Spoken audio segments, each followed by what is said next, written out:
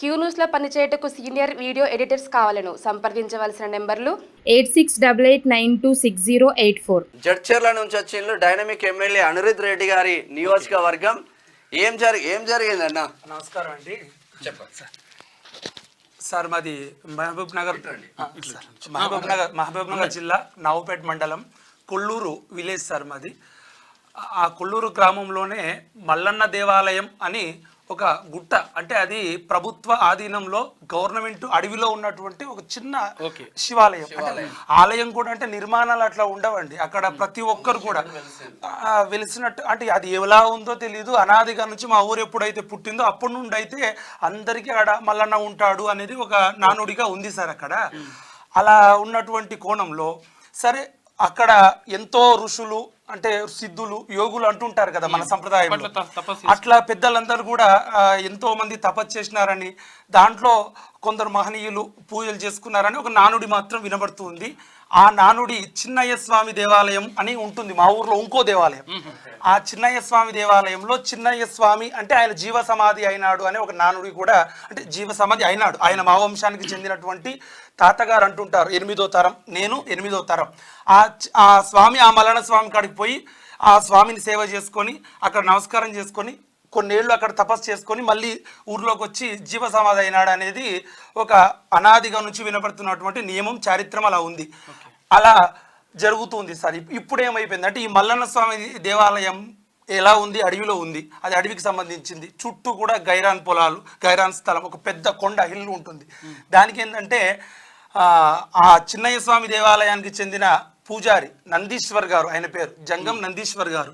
ఆ జంగం నందీశ్వర్ గారు ఏంటంటే ఈ చిన్నయ్య తాత గారు అప్పుడెప్పుడో 250 ఏళ్ల కింద ఆడ తపస్సు చేశారు కాబట్టి ఇప్పుడు ఈ స్థలం నాదే, ఈ గుట్ట నాదే, ఈ గుడి నాదే అనేటటువంటి కోణానికి వచ్చింది సార్. అది అలా జస్ట్ కోణానికి వచ్చేస్తే ఏం కాదు, కానీ ఎంఆర్ఓ దగ్గరికి వెళ్ళడం, కలెక్టర్ గారి దగ్గరికి వెళ్ళడం, వాళ్ళకి వినతి పత్రాలు అందివ్వడం ఇలాంటివి చేసినాడు. అక్కడ అంటే ఆ గుట్ట మొత్తం నాదే అంటే మామూలుగా మూటగా అంటుంటారు కదా సార్, ఏదో గుడికాడ పోయి దేవుడిని మొక్కి రావాలి కానీ గుట్ట నాదే, గుడి నాదే అంటే ఎలా అవుతుంది? నేననే కోణం ఏంటంటే సార్, అదే ఊర్లో తరతరాలుగా నివాసం సాగించేది మేము సార్. మాది ప్రధానంగా వ్యవసాయం. మా తాత ముత్తాతల నుంచి వ్యవసాయం చేస్తారు. పండుగల పర్వదినాలు ఉంటే ఇది దేవుడు అని చెప్పి దేవుని కాడికి పోతారు. మహాశివరాత్రి వస్తుంది.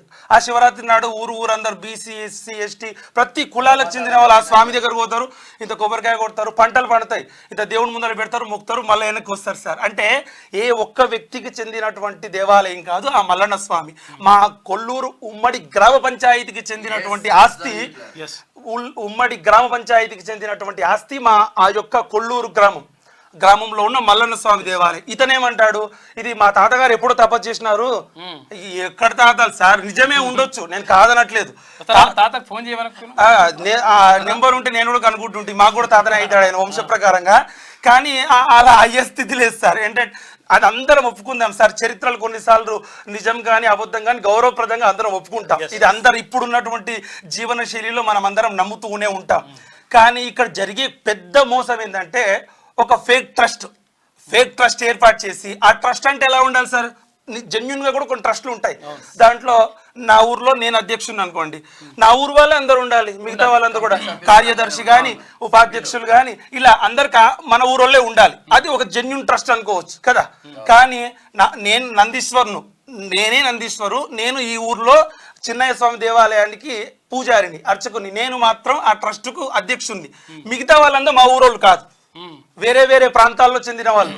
అసలు వాళ్ళు ఎవరు, వాళ్ళ పేర్లు నేను చదువుతుంటే అసలు మా ఊరు చెందినోడు ఒక్కడిగా నాయుడు అంటే మా ఊరోళ్ళు ఎవరికి తెలియకుండా, గ్రామ ప్రజలకు తెలియకుండా, పెద్దలకు తెలియకుండా, అట్లాగే గ్రామ పంచాయతీ తీర్మానం కూడా లేకుండా ఈయన ఏంటంటే నా దగ్గర ధనబలం ఉంది, నా మాట కొందరు వింటారు. ఇది కూడా సార్ ధనబలం అన్నిసార్లు ఎట్లా పనిచేస్తుంది? చట్టం ముందు, ప్రజల ముందు, తర్వాత ధర్మం ముందు ఎన్నిసార్లు రాని గెలుస్తుంది సార్? ఒకసారి గెలవచ్చు, 2 సార్లు గెలవచ్చు, ప్రతిసారి గెలవదు కదా.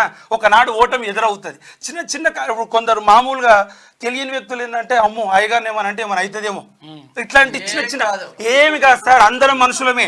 ఇప్పుడు మేము కూడా, మాకు నాడు బాధ వస్తుంది, దుఃఖం వస్తుంది, మంచి చెడు సహజ లక్షణాలు మనిషికి అందరికీ ఉంటాయి.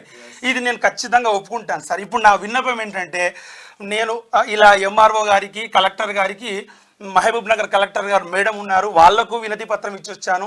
తర్వాత ఎంఆర్ఓ గారికి వినతి పత్రం ఇచ్చొచ్చాను. అయ్యా ఇది మా ఊరు ఉమ్మడి ఆస్తి, గైరాన్ పొలం అనేది ఉమ్మడి ఆస్తి, కొండ మా ఊరందరికి చెందింది. ఒక ఇంచుమించుగా 10 పైనే ఉంటుంది సార్. దాంట్లో కొండలు ఉండడం ద్వారా ఊరు కూడా ప్రశాంతంగా ఉండదు. ఇప్పుడు ఏమంటున్నాడు ఆయన ఏంటంటే, ఈ కొండ నాకు దయచేసి నా ట్రస్ట్కు రాసివ్వండి సార్, రాసిస్తే నేను గుడి కట్టుకు. నీకెవరు అయ్యా గుడి కట్టడానికి? ఊరోళ్ళు లేరా? ఊర్లో పెద్ద మనుషులు లేరా? వాళ్ళ తీర్మానం అక్కర్లేదా? గ్రామ ప్రజల తీర్మానం వద్దా? మేము అదే దేవాలయంలో మా నాన్న తాత ముత్తాత ఏదో రోజు పోయి హారతులు వేయాలకు ఇవి కావు సార్. మా కుటుంబం వ్యవసాయం చేస్తుంది. పండుగల పర్వదినం వచ్చినప్పుడు ఇల్లంతా శుభ్రం చేసుకొని మామూలు జీవనం సాగిస్తూ ఆడికి పోయి ఇంత అందరితో పాటు మేము కూడా పోయినాం. అయ్యగారు వచ్చిందని చెప్పేసి ఇంత కొబ్బరికాయ మాతో కొట్టించుకున్నారు, ఇంత పూజ చేసుకున్నారు, ఇంత తీర్థం ప్రసాదం తీసుకొని పోయినరు. ఇది మా జీవన లక్షణం సార్. మా నాన్నగారి పేరు పంచాక్షరయ్య గారు. అలా వాళ్ళ నాన్నగారు అలా పరంపరగా శివరాత్రి శ్రావణ మాసము రోజు పోయి అలా ఏమి ఉండదు సార్ ఊర్లో. నా డిమాండ్ ఏంటంటే సార్, ఇప్పుడు నా డిమాండ్ ఒకటే సార్, మా కొల్లూరు గ్రామ పెద్దలు ఎవరికి తెలియకుండా, గ్రామ పంచాయతీలో తీర్మానం కాకుండా, ప్రజల అనుమతి లేకుండా ఒక ఫేక్ ట్రస్ట్ నియమించి ఆ ట్రస్ట్ పేరు మీద నాకు ఆ స్థలాన్ని ఆక్యుపై చేయండి, నాకు ఇవ్వండి అనేటటువంటి వినతి పత్రాలు ఇవ్వడం అయితే సమంజసం కాదు. ఇది కొల్లూరు గ్రామం నవాబ్పేట మండలం. అవును సార్, నవాబ్పేట మండలం జడ్చర్ల నియోజకవర్గం. మీ జడ్చర్ల నియోజకవర్గానికి మంచి డైనమిక్ ఎమ్మెల్యే వచ్చిందని మా దృష్టి. ఖచ్చితంగా సార్. ఏంటంటే వాళ్ళ దృష్టికి వెళ్ళలేదు కదా సార్. ఇది జరిగినా కూడా ఊరుకోడు, అర్ధరాత్రి అయినా ఉరుకుతాడు. మీరు ఒక్కసారి కలవండి, వచ్చిన మల్లన్నను కలిసిన చెప్పండి. ఒకటేంటంటే సార్, ఇప్పుడు ఆయన దృష్టి ఏంటంటే ఈ పెద్ద మనుషులకు ఎమ్మెల్యేలకు వీళ్ళు ఎవరికి తెలియదు సార్. అది తెలిస్తే వాళ్ళే అడ్డుకుంటారు, మా ఊరు పెద్ద మనుషులే అడ్డుకుంటారు. అంటే చివరాఖరికి వచ్చిన అది ఒకవేళ సరే ఇది కాదు, 99.9% కాదని నాకు కూడా తెలుసు. కానీ ఏ చిన్ని % అట్లా ట్రస్ట్కి అప్పచెప్పి వాళ్ళకు కూడా తెలియదండి. ఒకవేళ అప్పచెప్పినాక ఏదో జీవో ఏదో వచ్చింది అనుకోండి, తర్వాత ఆ చుట్టుపక్కల బీసీ ఎస్టీ వాళ్ళందరివి, తర్వాత ఎస్సీ వాళ్ళందరూ పొలాలు ఉంటాయి సార్ వాళ్ళవి.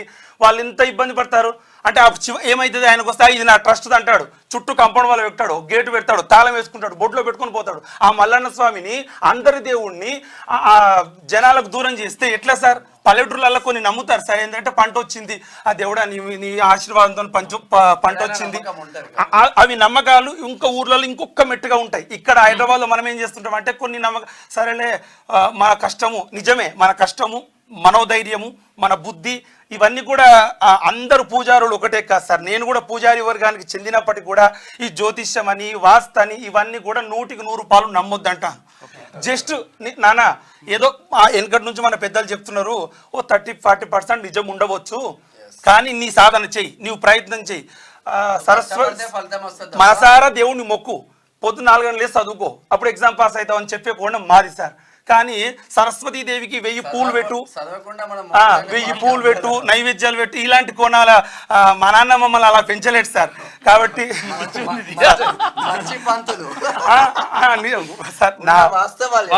అంటే దేవుణ్ణి నమ్మండి బేట, కానీ మీ సాధన చేయండి. గాలికి దీపం పెట్టి దేవుడు కాదు కాదు, దానికి 2 రాళ్ళు పెట్టాలి కదా సార్. మళ్ళా ఆ దీపం పోవద్దన్న రాళ్ళు పెట్టాలి. ఇది నా వర్షన్ సార్. ఒకటే మీరన్నట్టు మీ నోట్లోంచి అన్నట్టు మా ఎమ్మెల్యే గారే కానీ, తర్వాత మాకున్నటువంటి ఆ పరిసర రెవెన్యూ అధికారులే కానీ, ఇది ఒకటి నా విన్నపం ఏంటో సార్, మీ న్యూస్ నుంచి అందరూ చూస్తారు. నిన్నటి పేపర్లలో కూడా ఇదంతా వచ్చింది సార్. చమత్కారంగా కూడా పెడతారు కదా మన పేపర్ వాళ్ళు, గుట్ట కాయ స్వాహ ఇలా అంటూ. అంటే ఆ వ్యక్తి నేను కలెక్టర్కి ఇచ్చి వచ్చిన తర్వాత నేను నా విన్నపం ఆయనకు చెప్పిన, ఆయన కలం చైతన్యంతో చమత్కారోచితంగా అలా రాసినాడు. నేను సరే వాళ్ళ ఊరికే సరదాగా చెప్పినాను. విషయం ఏంటంటే సార్, ఈ విధంగా ఆ కొల్లూరు గ్రామానికి ఉమ్మడి ఆస్తిగా ఉన్న ఆ గైరాన్ స్థలము అదంతా కూడా చెందాలి, ఖచ్చితంగా ఉండాలి. మల్లన్న గారి మీద అతని వాక్కు మీద ఈ న్యూస్ మీద బయట గొప్ప చైతన్యం ఉందండి. ఆ చైతన్యము అలా కంటిన్యూ అవ్వాలి అని మనస్తృప్తిగా ఒక ఫ్రెండ్లీగా కోరుకుంటున్నాను. ఏదో నేను దేవుణ్ణి ప్రార్థన చేస్తున్నాను. ఏం అడగలేదు. ఒక్కొక్కసారి మా దాంట్లో జరిగే మోసాలను నేను కూడా ఒప్పుకోను సార్. పూజారి ముసుగులో ఇంకా అవి చేస్తాయి. ఇప్పుడు అందరూ పూజారులను గౌరవిస్తారు సార్. అదే సార్, అవును సార్, అవును సార్. మీకు న్యాయం జరగాలి. కొల్లూరు గ్రామం, నవాపేట మండలం, జడ్చర్ల నియోజకవర్గం. అనిరుద్ రెడ్డి అన్న జరా ఈ సమస్య మీరు వస్తారు, మేము కూడా చూస్తాం. మీరు 100% ప్రతి ఎక్కడ అన్యాయం ఉంటే అక్కడ మీరు కొట్లాడుతూ ఉన్నారు. యంగ్ డైనమిక్ ఎమ్మెల్యేగా ముద్రపడ్డాడు తెలంగాణ రాష్ట్రంలో. ఒక్కసారి అన్నని కలవండి. ఖచ్చితంగా అనిరుద్ రెడ్డి గారు, మీరు కూడా మాకు ముఖపరిచయమే, కలవలేదు. కానీ ఇప్పుడు తీన్మార్ మల్లన్న నుంచి, వీళ్ళ వాక్కు నుంచి, అంటే వీళ్ళ మాట నుంచి గౌరవప్రదంగా మిమ్మల్ని కలుస్తాం. మన ఊరును, మన గైరాన్ పొలాలను, మన స్థలాలను మనం అందరం మనమే కాపాడుకోవాలి. అలా అడుగులు వేయాలి. మన భవిష్యత్ తరాలకు అలా మంచి వాతావరణాన్ని ఒకరు వ్యక్తుల చేతులు పెట్టకుండా ప్రభుత్వ ఆధీనంలో ఉంటే కొంతలో కొంత రక్షణ ఉంటుంది సార్. ఇప్పుడు నేను గుడి కట్టొద్దని నా వర్షన్ కాదండి. గుడి కట్టుకుందాం, మన ఊరోళ్ళం కలిసి కట్టుకుందాం. అందరికి దాంట్లో హక్కు ఉండాలి. గ్రామ ప్రజల నిర్ణయాలు లేకుండా ఏది జరగకూడదని మీ వాయిస్ నుంచి ఖచ్చితంగా చెప్పండి సార్. మీరు అన్నట్టుగా నా పేరు ప్రదీప్ కుమార్ అండి. నా పేరు ప్రదీప్ కుమార్, జంగం ప్రదీప్ కుమార్ అంటారు.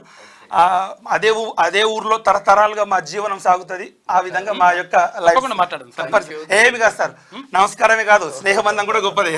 రైట్ సార్, కూర్చోండి, మాట్లాడదాం. కూర్చోండి, ఆఫీసర్తో మాట్లాడదాం. కొంతమంది అట్లా చేస్తుంటారు రకరకాల. క్యూ న్యూస్లో పనిచేయటకు సీనియర్ వీడియో ఎడిటర్స్ కావాలను సంప్రదించవలసిన నెంబర్లు 8688926084.